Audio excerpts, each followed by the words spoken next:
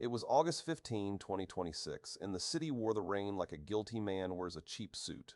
Midnight had come and gone, leaving only neon in the gutters and trouble in the wire. I was in my office above a pawn shop that never closed, staring at 4 fresh case files, 2 murders, 2 armed robberies, all of them carrying the same kind of weapon, command injection.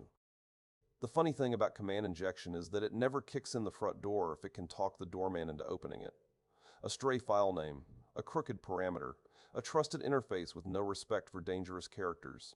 Tonight, the perks were routers, upload handlers, and a content system with a thumbnail routine that forgot the shell is not a toy. None of these were KEV repeat offenders caught in the act, not yet. But the exploits were public in at least one case, and my informant's tip, the EPSS probability, sat at 3% across the board. Low odds on paper, enough to make a careful operator keep the lights on.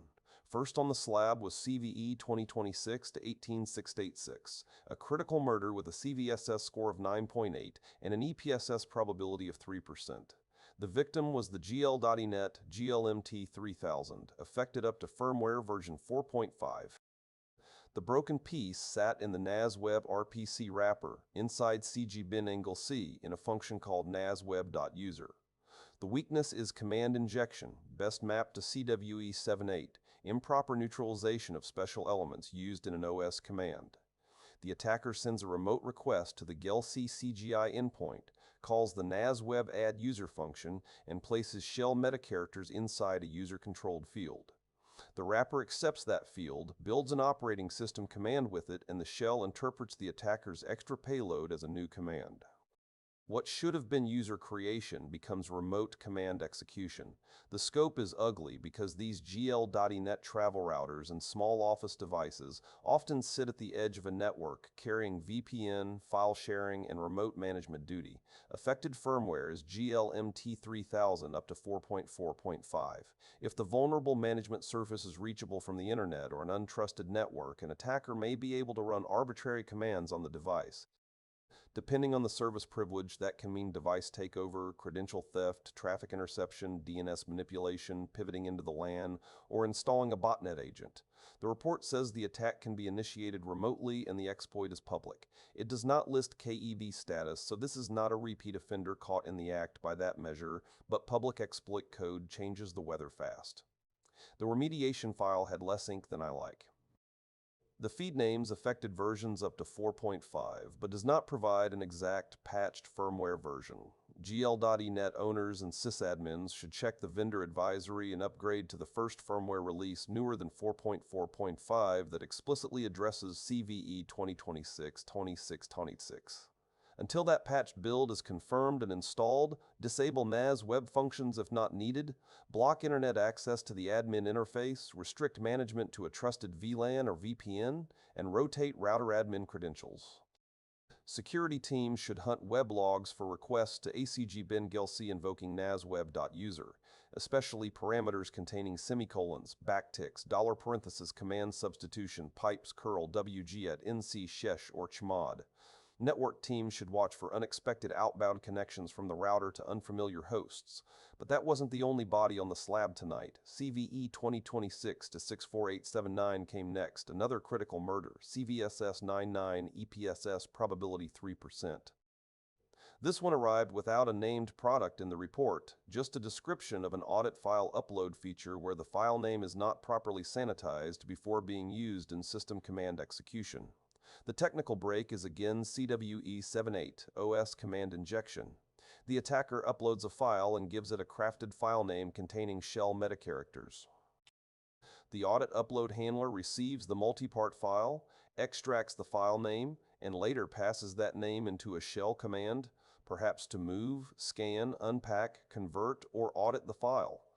Because the file name is not escaped or separated from command arguments, the shell treats part of the name as executable instruction. One upload becomes a command line confession written in the attacker's hand.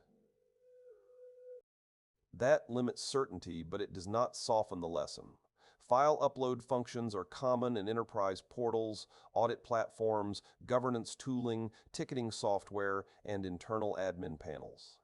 A CVSS 9 tells me the original scoring likely assumes high impact with limited barriers, possibly requiring a low privilege authenticated user rather than no authentication.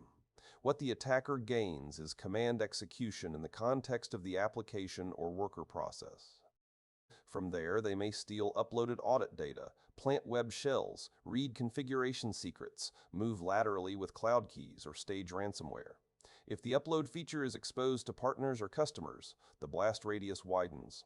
There is no exact patched version available in the provided report, so nobody should pretend otherwise. Developers and DevOps teams should find any application with an audit file upload workflow matching this description, then check vendor bulletins for CVE 2026-64879 and apply the vendor's fixed release when named. Short of that, mitigate hard. Reject file names containing shell metacharacters, normalize names to a server-generated UUID, avoid shell invocation entirely, and use safe library calls with argument arrays instead of string-built commands. Security teams should review upload logs for file names containing semicolons, ampersands, pipes, backticks, dollar parenthesis, greater than symbols, new line characters, or names ending in suspicious command fragments. Endpoint detection should watch the upload worker spawning esh, bash, command, PowerShell, curl, wget, or netcat. I barely had time to light another cigarette when the next file landed on my desk. CVE 2026-38710 was an armed robbery, high severity, CVSS 720, EPSS probability 3%. The targets were TR 1200 version 2.45 and TR 3000 version 24420. The vulnerable point is the system.setClock interface, and the weakness is command injection, again CVE-78 if we are naming the family. The attack chain is clean and mean. An attacker sends crafted input to the clock setting interface, likely a time, date, time zone, or NTP-related parameter. The device side handler takes that input and places it into a command used to set the system clock. Instead of treating the input as data, it lets the shell parse it. The attacker appends a command, the shell obeys, and arbitrary code runs as root. That root detail is the knife on the table. Affected versions are TR 1200 v2.4.5 and TR 3000 v.421. These appear to be network appliance or router class devices, the kind of gear that often runs quietly in branch offices, small businesses, labs, and industrial corners where firmware can get old, and attention gets thin. With root command execution, an attacker can change configuration, create persistence, alter DNS, capture traffic, disable firewall rules, join the device to a botnet, or use it as a stepping stone into internal network space. The report does not state whether authentication is required. The CVSS 72 suggests conditions may be narrower than a full unauthenticated internet murder, but any management interface exposed to untrusted users should be treated as hot.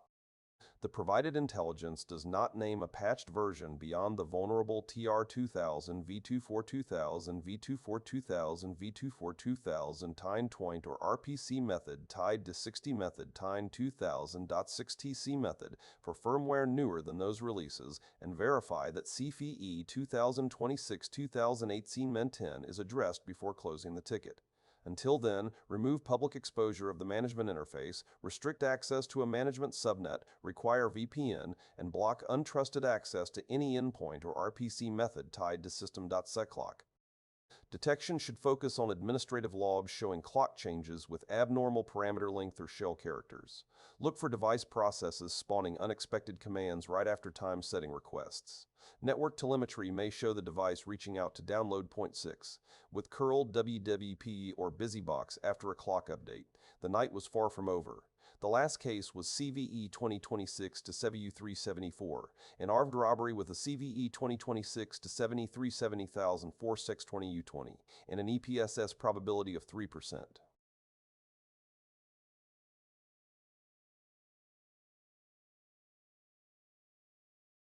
This one wore a cleaner label, CVE-78 OS command injection, and the scene of the crime was the media upload thumbnail generation routine. In SARG server entity resource media.js, media.generate thumbnail builds a temporary file path as the string thumbnail plus path.xtoname file name. That extension comes from the uploaded file name. The routine then passes that constructed value, unescaped, into a shell command. So the attacker uploads media with a malicious file name extension containing shell meta characters. The code extracts the extension, builds a thumbnail path, calls a command line image tool, and the shell executes the injected payload. HashBrown CMS is not a giant in the market, but content management software has a habit of sitting in dangerous places. Public web servers, marketing sites, partner portals, internal knowledge bases with too much trust and not enough scrutiny. The affected range is HashBrown CMS through 1.46. An attacker able to upload media can gain command execution under the CMS process account. That may lead to web shell placement, database credential theft, content tampering, source code exposure, cloud secret theft, or a jump into the hosting environment. Exploitation likely requires access to the media upload function, which may mean authentication, contributor rights, or abuse of any public upload workflow. User interaction is not the heart of it. The server does the dirty work when it generates the thumbnail. The report does not provide a patched HashBrown CMS version after 1.4. CMS version after 1.4.6. Site owners, developers, and DevOps teams should monitor the project advisory and upgrade to the first release later than 1.4.6 that explicitly patches CVE 2026-7374. If no release is available, disable media upload or thumbnail generation until code can be corrected. The durable repair is to stop invoking the shell with attacker-influenced strings, use safe image processing libraries or child process calls with argument arrays, generate temporary file names server-side, and allow only a strict list of extensions such as .jpeg after canonical parsing. Detection should review upload records for strange extensions containing semicolons, pipes, backticks, dollar parentheses, spaces, or redirection characters. Web teams should inspect for new executable files and upload directories and odd child processes spawned by Node.js. 4 cases, 1 method. The shell was the alley, and bad input was the getaway car. Whether it was a router NAS wrapper, an audit upload feature, a clock setting interface, or a thumbnail generator, the story kept ending the same way. Trusted code took untrusted text and handed it to an operating system command without a chaperone. So here's the work. Patch where a patched release exists. Where the exact patched version is not yet named, reduce exposure now. Pull management pages off the open internet. Disable risky upload and NAS features. Replace shell-built commands with safe APIs. Generate file names on the server. Hunt the logs for meta characters and unexpected child processes. The rain will stop when it wants to. The attackers will not. This is Jack Cypher closing the file for tonight. Keep your inputs clean, your routers dark, and your shell out of reach.